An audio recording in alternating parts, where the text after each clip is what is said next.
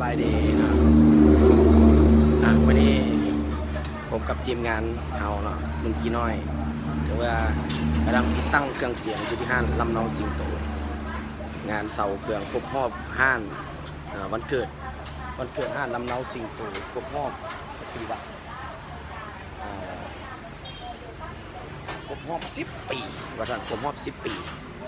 นะฮะ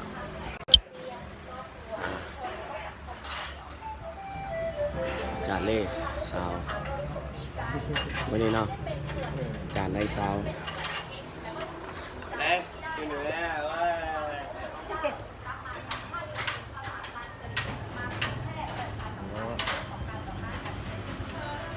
โอ้พิเศษวันนี้ไอโน่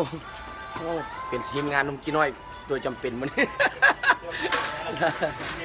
อาชีพเก่าผมขอบใจไอโน่ที่สวยหลายเรื่องมันมื้อนี้ทีมงานนุ่มกี้น้อยไอเตี้ย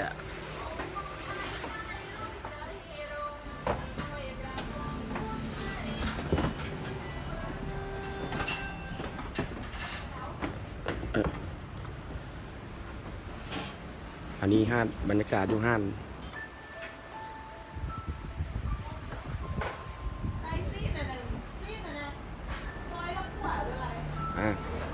เมื่อแรงเกี่ยมจ้วดกันอันนี้เครื่องเสียงนุ่มกี้น้อยเองเนาะสนใจติดต่องานได้ครบสุดเนาะมักแบบไหนครับแต่ว่ามื่อนี้เอาลงเครื่องหนึ่งสำหรับตู้ลำโพงเอาลงเครื่องเดียวเด้อครับงานอยู่ครับงานอยู่ห้านลำเนาสิงโตครบรอบ10 ปีนะเมื่อแรงพบกับศิลปินตีอุดาไล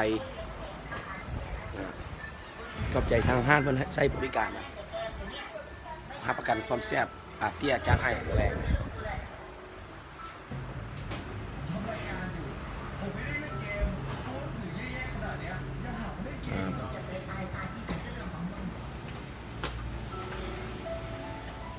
ไม่เป็นไรพิษ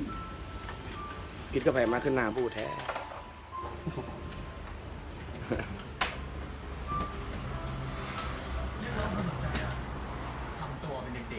ตัวเด็กบริไซเอาขึ้นรถไปเลย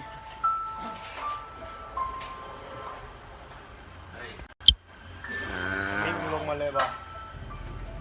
มาแหละเมื่อแรงพบกับไอตีอุดอะไรเมื่อแรงเนาะพบกันสร้างบรรยากาศความมวลเมื่อแรง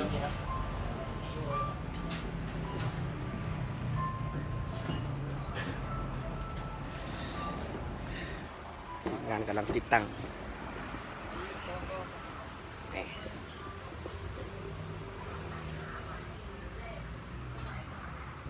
ครบรอบ50 ปี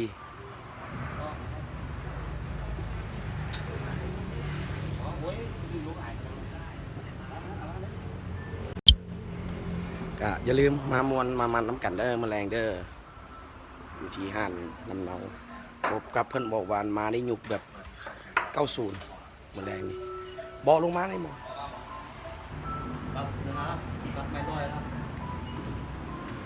ไม่ลอยบ่ใส่ก็ได้ใส่ไม้สายเลยใส่ไม้สายเลยบ่ใส่ดอกไม้ลอยสบายดีทุกคนเด้อสบายดี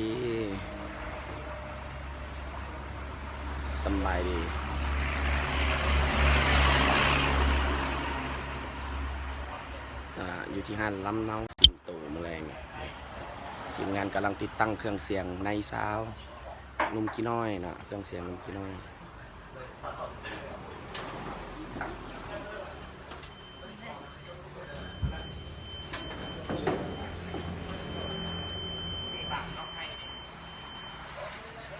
ไอตีเมื่อไรเพื่อนมาคุมงานเองเลยไอตีกันเราเมื่อแรงเพื่อนที่จัดความมวลเลย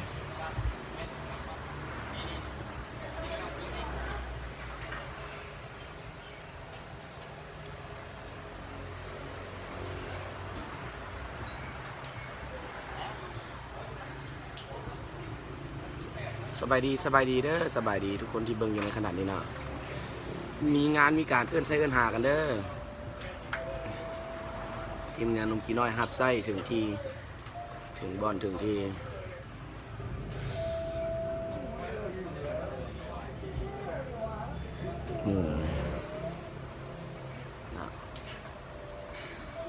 แฟบสบายดีสบายดีปั๊บงานครบรอบ10 ปีของห้างแล้วของห้างเพิ่นครบรอบ10 ปีเพิ่นก็เลยจัดขึ้นแล้วก็แขกผู้ใดที่ว่ามาเมื่อแรงแบบมีเพิ่นบอกว่าได้ทีมของสุดยุค90แล้วก็มีของแจกของรางวัลหลายอย่างเนาะอยู่ที่ห้างลำเนาสีตุ่มเมื่อแรงนะพิเศษนุ่มกินน้อยก็ได้มีส่วนร่วมคือเพิ่นเซาเครื่องเสียงเต็มสุดจนในนักดนตรีกำลังเขียนซาวแล้ว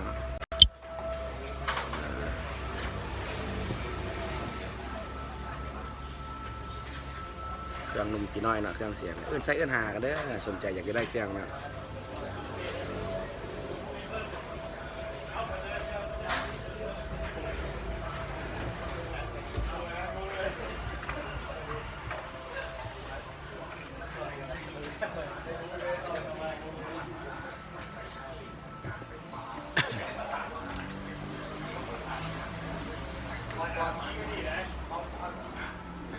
2 ไม้ไส้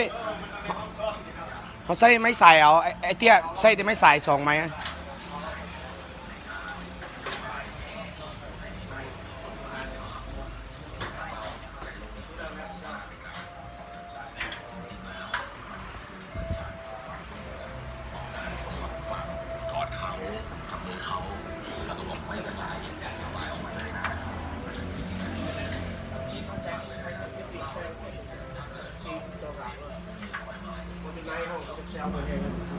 ช่ไหมกันยังพอดีได้ไหมอีกเป็น2 โต๊ะเนี่ย กับใส่ไม้กับไม้สายเลยไม้สายร่องเลย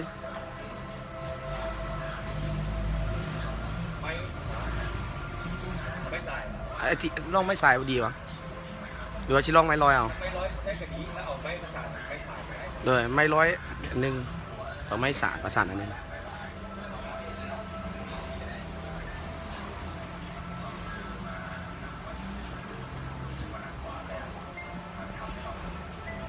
สบายดีลังแสงอภรณ์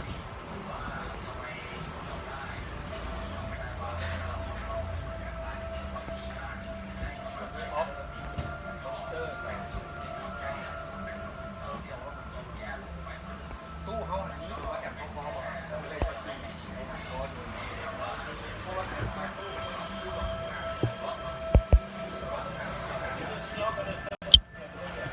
4 สบายดีสบายดี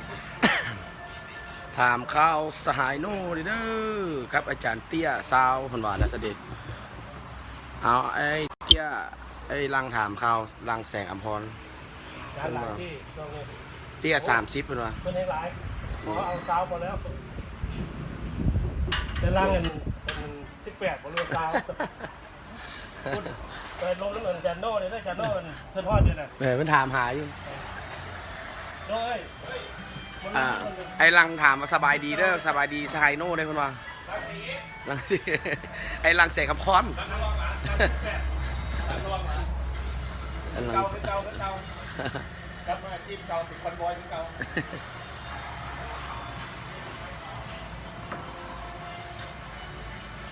เอเลตี้หน้าอาจารย์โน่